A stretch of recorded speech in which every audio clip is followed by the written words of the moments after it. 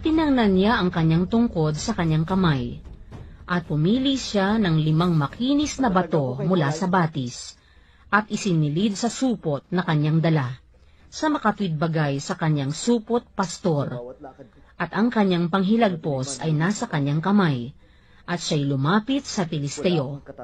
Nang magkagayoy, sinabi ni David sa Pilisteo, "Ikaw ay naparirito sa akin na may tabak, at may malaking sibat at may kalasag. Ngunit ako'y naparirito laban sa iyo sa pangalan ng Panginoon ng mga hukbo, ng Diyos ng mga kawal ng Israel na iyong hinahamon." At isinuot ni David ang kanyang kamay sa kanyang supot, at kumuha roon ng isang bato, at inihilagpos, at tinamaan ang Pilisteo sa kanyang noo. At ang bato ay bumaon sa kanyang noo, at nabuwal na pasubsob sa lupa.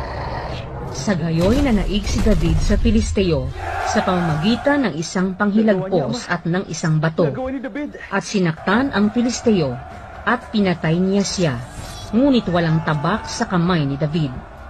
Nang magkagayoy, tumakbo si David, at tinunghan ang Pilisteo, at kinuha ang kanyang tabak, at binunot sa kanyang kaluban, at pinatay siya, at ipinagpugot ng kanyang ulo. At nang makita ng mga Filisteo na ang kanilang bayani ay patay na.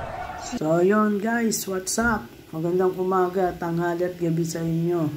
So yun, anong masasabi nyo dun sa ating maiksing Bible story? Isang kasaysayan yun sa Biblia na totoong nangyari sa pagitan ng mga